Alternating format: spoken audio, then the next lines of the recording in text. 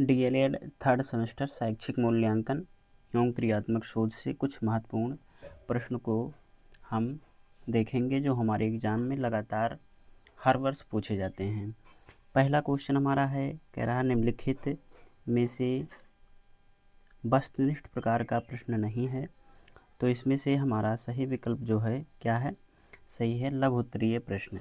बाकी सभी हमारे क्या हैं, वस्तुनिष्ठ प्रकार के प्रश्न हैं। अगला क्वेश्चन कह रहा निम्न में से क्या रॉस का कथन है।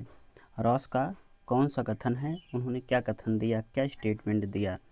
तो इसमें से हमारा जो सही विकल्प है, विकल्प बी सही है। बचाव निदान का उच्चतम स्तर है, यानी किसी चीज़ से यदि हम बचाव करते हैं तो निदान की ज़रूरत नहीं पड़ेगी, हमें इलाज की ज़रूरत नहीं पड़ेगी। अगला क्वेश्चन है, कह रहा है क्रियात्मक शोध का उपयोग होता है। क्रियात्मक शोध का उपयोग होता है, कहाँ होता है, शिक्षण सुधार में होता है, शिक्षण में परिवर्तन हेतु होता है, विद्यालय एवं शिक्षण की समस्या के समाधान हेतु होता है। तो इसमें से हमारा तीनों विकल्प सही लग रहा है, तो यहाँ पे हमारा आंसर हो जाएगा उपरोक्त सभी।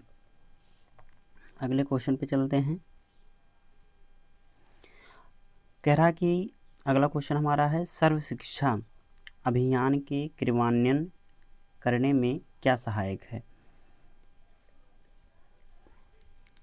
परंपरागत सोच सहायक है, क्रियात्मक सोच सहायक है, वैज्ञानिक सोच सहायक है कि उपरोक्त सभी। तो इसमें से हमारा जो सही विकल्प है, सही विकल्प हमारा क्या है, विकल्प ए सही है, क्रियात्मक शोध सर्व शिक्षा अभियान के क्रियान्वयन करने में सहायक है। अगला क्वेश्चन हमारा है, कह रहा कि हरि ने अंग्रेजी में 80 अंक प्राप्त किया है, ये क्या है। परीक्षण है, मात्रात्मक मापन है, गुणात्मक मापन है, मूल्यांकन है। तो इसमें से हमारा जो सही विकल्प है, आप लोग बताएंगे क्या होगा। तो इसमें से जो हमारा सही विकल्प है क्या है, डी विकल्प सही है, मूल्यांकन। हरि ने अंग्रेजी में 80 अंक प्राप्त किया है, ये क्या है, एक प्रकार का मूल्यांकन है।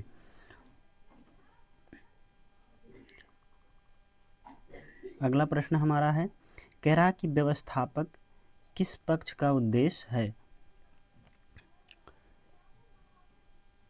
ज्ञानात्मक पक्ष का उद्देश्य है, भावात्मक पक्ष का उद्देश्य है, मनोगत्यात्मक पक्ष का उद्देश्य है, उपरोक्त सभी। तो इसमें से हमारा जो सही विकल्प है वो क्या है, भावात्मक पक्ष का उद्देश्य, भावात्मक पक्ष का है उद्देश्य है।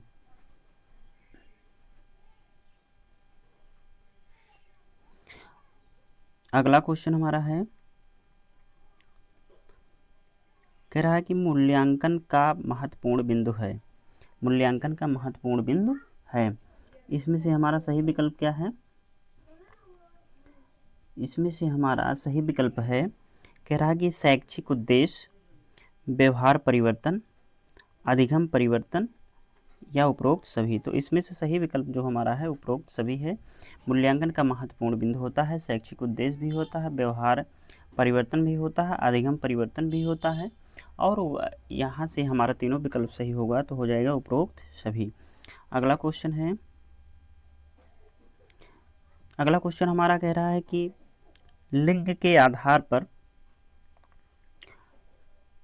पर व्यक्ति का महिला एवं पुरुष में विभाजन कहलाता है। गुणात्मक मापन, मात्रात्मक मापन, मूल्यांकन, परीक्षण। तो इसमें से हमारा जो सही बिंदु है, सही जो हमारा विकल्प है वो आंसर हमारा ये सही है, गुणात्मक मापन कहलाता है। अगला क्वेश्चन हमारा है, कह रहा है कि किन्हीं निश्चित स्वीकृत नियमों के अनुसार वस्तुओं को अंक प्रदान करना मापन है, यह कथन किसका है। कैंपबेल का, कार्लियर का, या स्टीवेंसन का, या रॉस का। तो यहाँ पे जो हमारा सही विकल्प है, ये कथन हमारा किसका है, स्टीवेंसन का है। यानी यहाँ पे सी विकल्प हमारा क्या है, सही है। अगला प्रश्न देखते हैं। कह रहा है कि कौन से क्षेत्र के उद्देश्य के द्वारा बालक के शारीरिक संबंधित कौशलों का विकास होता है। तो यहाँ पे जो हमारा सही विकल्प है क्या है, ज्ञानात्मक क्षेत्र के द्वारा, भावात्मक क्षेत्र के द्वारा, मनोगत्यात्मक क्षेत्र के द्वारा कि उपरोक्त सभी। तो यहाँ पे हमारा सही विकल्प क्या है, मनोगत्यात्मक क्षेत्र से क्या होता है, बालक के शारीरिक संबंधित कौशलों का विकास होता है। अगला क्वेश्चन हमारा है, कह रहा है कि सामान्य रूप से मूल्यांकन के कितने पक्ष होते हैं। सामान्य रूप से मूल्यांकन के कितने पक्ष होते हैं। 5 प्रकार होते हैं, 2 प्रकार होते हैं, 6 प्रकार होते हैं या 4 पक्ष होते हैं। तो इसमें से जो हमारा सही विकल्प है वो क्या सही है, कितने पक्ष होते हैं, 2 पक्ष होते हैं। अगला प्रश्न हमारा है, कह रहा है सतत मूल्यांकन से तात्पर्य होता है सत्र में 2 बार परीक्षा लेना, सत्र में 3 बार परीक्षा लेना, सत्र में सुविधानुसार परीक्षा लेना, सत्र प्रारंभ से सत्र अंत तक विद्यार्थी की योग्यता का आकलन करना। तो यहाँ पे हमारा जो सही विकल्प है, विकल्प हमारा डी सही है। सत्र प्रारंभ से सत्रांत तक विद्यार्थी की योग्यता का आकलन करना होता है। अगला प्रश्न हमारा है, कह रहा शैक्षिक शोध को कितने वर्ग में बांटा गया है। 7 वर्ग में बांटा गया है, 6 वर्ग में बांटा गया है, 3 वर्ग में बांटा गया है या 5 वर्ग में बांटा गया है। तो यहाँ पे हमारा जो सही विकल्प है वो क्या है, सी सही है, यानी टोटल 3 वर्ग में बांटा गया है। शैक्षिक शोध को कितने वर्ग में बांटा गया है, 3 वर्ग में बांटा गया है।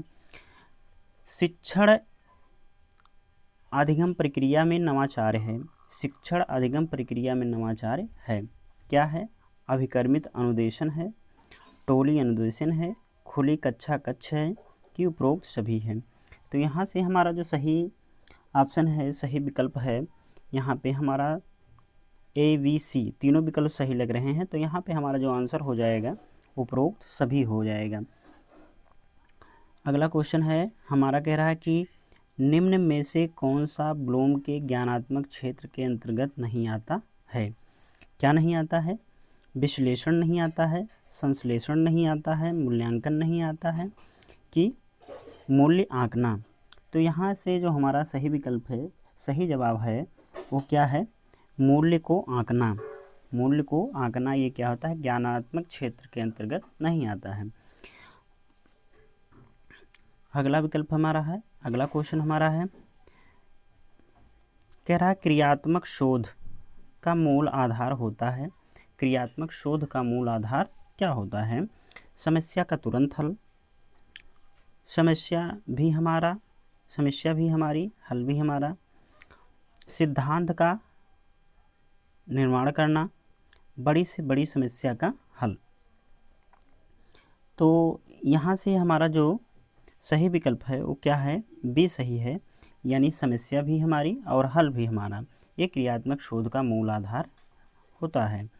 अगला क्वेश्चन हमारा है, कह रहा है कि किसी समस्या का प्रस्तावित उत्तर कहलाता है। किसी समस्या का प्रस्तावित उत्तर कहलाता है, क्या कहलाता है, व्यतिकरण कहलाता है, समीक्षा कहलाता है, प्रत्यार्पण कहलाता है, परिकल्पना या उपकल्पना कहलाता है। तो यहाँ से हमारा जो सही जवाब है वो क्या है, हमारा डी सही है, यानी परिकल्पना और उपकल्पना ये किसी समस्या क्या होता है, किसी समस्या का प्रस्तावित उत्तर होता है। नेक्स्ट क्वेश्चन हमारा है, क्रियात्मक शोध का अंतिम चरण होता है। क्रियात्मक शोध का अंतिम चरण होता है, क्या होता है, निष्कर्ष, प्रदत्त विश्लेषण, परिकल्पना निर्माण, सांख्यिकी विश्लेषण। तो यहाँ से जो हमारा सही जवाब और सही उत्तर है वो क्या होता है, ऑप्शन ए सही है, यानी निष्कर्ष। क्रियात्मक शोध का अंतिम चरण जो होता है वो निष्कर्ष तक पहुँचना होता है। अगला क्वेश्चन हम देखते हैं। तो इतना ही क्वेश्चन था। कैसा लगा आप लोगों को ये जो प्रैक्टिस सेट है? आप लोगों को कमेंट सेक्शन में ज़रूर कमेंट करके बता सकते हैं, और कोई सुझाव देना चाहें तो आप दे सकते हैं। उसके लिए आपके मैसेज का इंतज़ार रहेगा। तब तक मिलते हैं अगले वीडियो में, तब तक के लिए बाय, धन्यवाद।